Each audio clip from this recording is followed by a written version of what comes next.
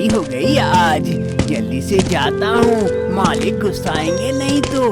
अरे ये क्या, संतोष भी तो नहीं गया अभी तक। अरे संतोष, अभी तक काम पे नहीं गया, मालिक गुस्साएंगे देर से आने पे। कई दिन तुम्हें चेतावनी दे चुके हैं, काम से निकलवा देंगे, चलो जल्दी चलो। अरे मालती, मैं काम पे चलता हूँ, आज काफी देर हो गई है, मालिक हमेशा गुस्साते हैं मुझ पर। हाँ काका, अभी आता हूँ, चलिए चलिए जल्दी चलते हैं। हाँ जी, जल्दी जाइए आप। चलो चलो जल्दी चलते हैं, काफी देर भी हो गई है, मेरी भी आज देर हो गई। अरे वो तो चले गए, अब मैं घर का सारा काम जल्दी जल्दी से निपटा लेती हूँ। काफी ठंड भी पड़ी है, शाम होते होते कोहरा भी आने लगेगा, जल्दी जल्दी सारा काम खत्म कर लेती हूँ।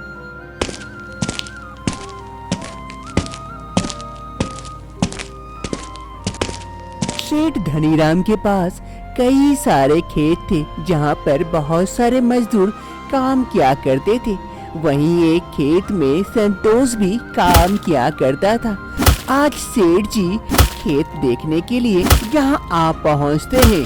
सभी मजदूर काम कर रहे होते हैं। तभी काका चाय लेकर सेठ जी के पास पहुँचते हैं। अरे बाबू, ये लीजिए चाय पीजिए, इस सर्दी में गरम गरम चाय का मजा लीजिए। अरे हाँ हाँ, लाओ लाओ, चाय पीने का मजा ही कुछ और है इस सर्दी में। अरे ये संतोषवा किधर गया? कई दिनों से देख रहा हूँ, काफी देर से काम पे आ रहा है, सुन रहा हूँ। उसे जरा बुलावा भेजो तो, बुला यहाँ उसे। जी हुजूर, अभी बुलाता हूँ। अरे संतोष, आओ यहाँ पर, सेठ जी बुला रहे हैं तुम्हें। अरे सेठ जी आज अचानक से यहाँ पर, और मुझे क्यों बुला रहे हैं? जाता हूँ देखता हूँ। हाँ सेठ जी, कहिए क्या बात हो गई? कार है संतोषवा, कहीं काम धंधा मिल गया है क्या, या फिर यहाँ काम करने का और मन नहीं लगता है? घर में लुगाई के साथ ही घर में बैठना अब से। सुन रहा हूँ कई दिनों से तू काफी देर से आ रहा है काम पर। अगर ऐसा ही चलता रहा तो काम से निकलवा देंगे, फिर रहना अपने लुगाई के साथ घर में ही बैठ के चूल्हा चौकी करते रहना। नहीं हुजूर, माफ कर दीजिए, अब की बार कभी नहीं होगा ऐसे, अब से हर रोज समय पर आ जाया करूँगा। ठीक है, अब की बार छोड़ देता हूँ, अगली बार ऐसा मत करना। इस बार काफी ठंड पड़ी थी। शाम होते ही गांव में चारों तरफ कोहरा से भर जाता है और काफी ठंडी हवाएं चलने लगती है। कोहरा और ठंडी हवाएं संतोष के घर के अंदर भी घुसती है, क्योंकि उसका घर अच्छे से नहीं बना हुआ था, जिस कारण उसके घर में कोहरा एवं हवाएं काफी घुसती थी। घर के अंदर संतोष काफी चिंतित बैठा हुआ था, हाथ में खाना लिए, एक निवाला भी नहीं खाया था। तभी उसकी बीवी मालती ये देखकर जल्दी से आती है संतोष के पास। ए जी, क्या हो गया, आप अभी तक खाना नहीं खाए? कोई बात हो गई क्या? चिंतित नजर आ रहे हैं काफी, क्या हुआ, कहिए ना मुझसे। इतनी सर्दी पड़ी है, जल्दी से खाना खा के सो जाइए, सुबह काम पे भी तो जाना है। अरे मालती, यही तो सबसे बड़ी कारण है कि इतनी सर्दी, इतनी ठंड में अच्छे से नींद नहीं आ रही है और सुबह जल्दी नहीं उठ पा रहा हूँ, जिस कारण से काम में जाने में देरी हो रही है। और उधर सेठ जी आज धमकी दिए हैं, अब से अगर काम पे लेट जाऊंगा तो निकाल देंगे काम से। वही समझ नहीं पा रहा हूँ, रात में नींद ठीक से नहीं आ रही है इतनी ठंडी में, अब क्या करूँ? अब क्या करेंगे जी, कुछ पैसे आ जाएंगे तो हम घर अच्छा से बना लेंगे, ठीक कर लेंगे, तब ठंडी हवाएं नहीं घुसेगी।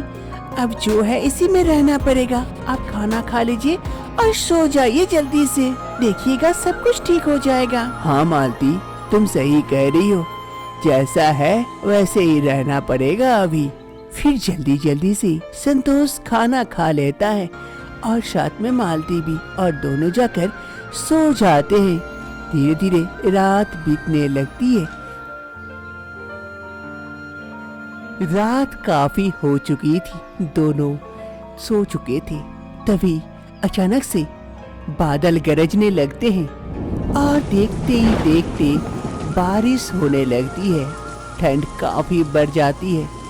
दोनों कंबल के अंदर ठिठुर रहे थे, लेकिन नींद नहीं खुली थी। दोनों सोए हुए थे। बारिश बाहर झमाझम शुरू हो जाती है। इधर संतोष मालती का घर उतना अच्छा नहीं था कि बारिश के पानी को रोक सके। धीरे धीरे पानी घर के अंदर आने लगता है और जब पानी की बूंदे मालती और संतोष के मुंह पर जाकर गिरता है तब दोनों की नींद खुलती है। अरे ये क्या, कौन छींटा मार रहा है पानी का?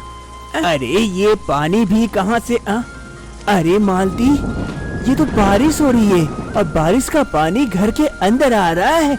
अब क्या करें? अरे ये क्या, बिन मौसम बरसात कहाँ से आ गई? एक तो ठंड से जान जा रही थी, ऊपर से ये बारिश, लगता है जान लेके ही मानेगी और ज्यादा ठंड बढ़ जाएगी। अब क्या करें? अब क्या करना है? जो करना है ऊपर वाले को ही करना है। हम तो बैठकर तमाशा ही देख सकते हैं। अब रात में नींद भी नहीं आएगी और ऐसे ही बैठे रहो जब तक बारिश होती है। ठंड से हालत खराब हो गई है। अब क्या करें? इतनी तेज हवा चल रही है, कोहरा भी घर के अंदर घुसा हुआ है, ऊपर से बारिश। मौसम काफी ठंडी हो चुकी थी। दोनों कंबल ओढ़े बिस्तर के ऊपर चुपचाप बैठे रहते हैं और ठिठुरते हैं। ऐसे ही धीरे धीरे रात पार होती है। अरे आज बारिश के कारण वैसे भी देरी हो गई है। आज पक्का किसी को पता चल गया या सेठ जी के कानों कान खबर हो गई तो मैं काम से ही निकलवा जाऊंगा। क्या करूं, जल्दी से जाके काम पे लग जाता हूं।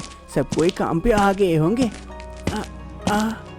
ये क्या, आज भी सेठ जी खेत में आए हुए थे। सभी मजदूर पहले से आकर काम पर लगे हुए थे सिवाय संतोष के। संतोष सेठ जी को देखकर काफी डर जाता है।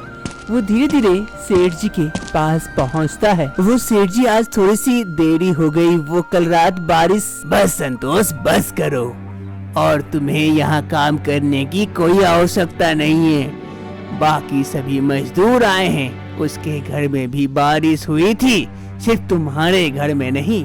अब तुम यहाँ से जा सकते हो। लेकिन सेठ जी ऐसा मत करिए, आप अगर मुझे काम से निकाल देंगे तो मैं क्या खाऊंगा, कैसे रहूंगा, दिन कैसे चलेगा? सेठ जी ऐसा मत करिए और एक मौका दीजिए।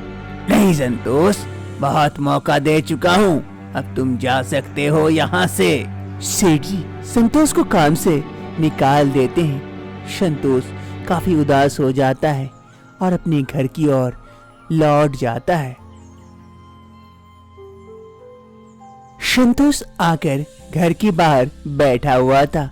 मालती घर में नहीं थी, पानी लाने गई हुई थी। पानी लेकर घर लौट रही थी मालती, तभी उसकी नजर संतोष पर पड़ती है।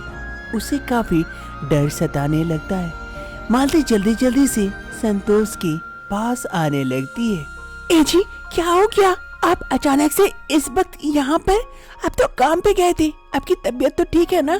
क्या हो गया जी? हाँ मालती, मेरी तबीयत बिल्कुल ठीक है। आज मैं वापस से देरी से गया काम पर, सेठ जी आए हुए थे और वहीं से मुझे लौटा दिए, काम से निकाल दिए। अब क्या होगा वही सोच रहा हूँ। घर कैसे चलेगा, पैसे कहाँ से आएंगे? मेरे पास कोई काम नहीं है, क्या करूँगा, क्या खाऊंगा? चिंता सता रही है बहुत। ए जी, चिंता की तो बात है, लेकिन कुछ न कुछ जरूर कुछ सोच लेंगे हम लोग। आप इतना मत सोचिए, तबीयत खराब हो जाएगी। चलिए घर के अंदर चलिए, देखते हैं क्या किया जाए। जरूर कोई न कोई रास्ता निकल आएगा। आप चलिए मेरे साथ, घर के अंदर चलिए।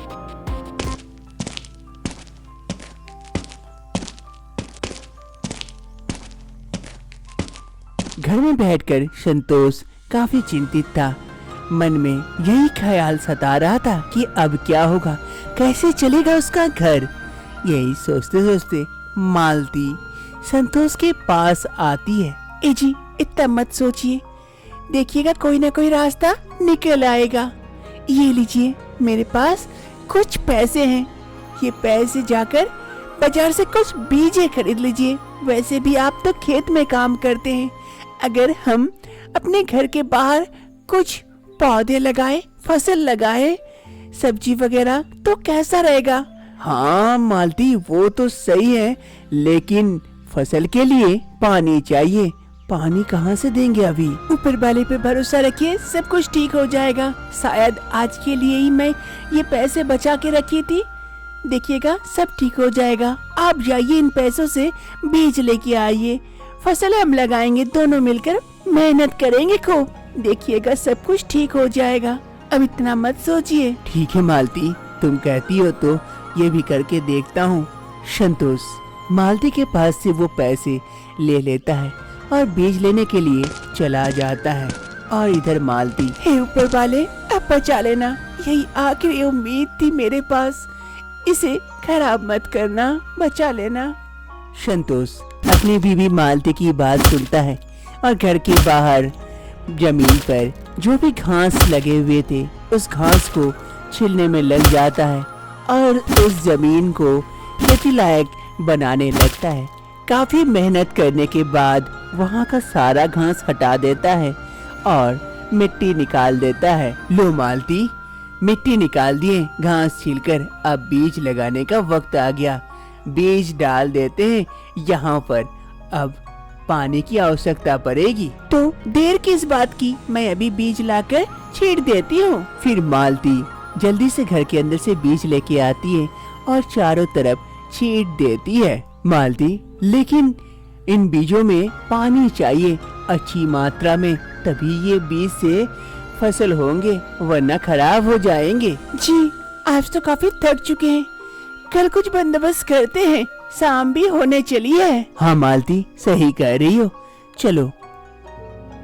रात होते ही दोनों सो जाते हैं कि आधी रात में अचानक से बादल गरजने लगते हैं और जोरदार झमझम बारिश होने लगती है। बारिश की बूंदें जब मालती और संतोष के शरीर पर गिरता है, उनकी नींदें खुलती है। काफी चिंतित होते हैं, उठकर बैठ जाते हैं। काफी ठंड बढ़ जाती है, लेकिन मन ही मन काफी खुश होते हैं। अरे मालती, देखो बारिश हो रही है, बारिश घर के अंदर भी आ रही है, नींद नहीं आ रही है, लेकिन मन ही मन खुशी हो रही है। हमारे फसलों को पानी मिल रही है, ऐसा पानी होने से वो फसल जल्द से जल्द निकल आएंगे। हाँ जी, सही कह रहे हैं। भले ही इतनी सर्दी पड़ी है, ठंड लग रही है, घर के अंदर बारिश की बूंदें घुस रही है, लेकिन मन ही मन सच में खुशी है। अब ऐसे ही वक्त बीतने लगते हैं। हर रोज रात में बारिश होती है, जिस वजह से संतोष और मालती की नींदें खुल जाती है, लेकिन मन ही मन काफी खुश होती है। कुछ ही दिनों के अंदर घर के बाहर चारों तरफ सब्जियां ही सब्जियों से भरी पड़ी थी। ये देखकर मालती और संतोष दोनों काफी खुश हो जाते हैं और दोनों मिलकर जल्दी से सब्जियां निकाल लेते हैं और एक टोकरी में डाल देते हैं। फिर मालती संतोष से कहती है, ये लीजिए जी सब्जियाँ, जाइए इन सब्जियों को बाजार में बेच दीजिए, इनसे कुछ पैसे आ जाएंगे, अब सब कुछ सही रहेगा। हाँ मालती, तुम सही कह रही हो, मैं अभी इन सब्जियों को बाजार में बेच कर आता हूँ। फिर संतोष उन सब्जियों की टोकरी को सर में लिए बाजार की ओर चल जाता है उसे बेचने के लिए। धीरे धीरे वक्त बीतने लगते हैं। अब इन सब्जियों को बेच कर संतोष और मालती के पास कुछ पैसे आ जाते हैं, जिससे कि वो लोग अपना घर भी ठीक कर लेते हैं। इस घर को बदलकर दूसरा अच्छा से घर बनाते हैं, जिससे कि बारिश का पानी और अंदर ना जा सके और जितना भी ठंड पड़े, ठंडी हवाएं और कोहरा घर के अंदर ना जा सके।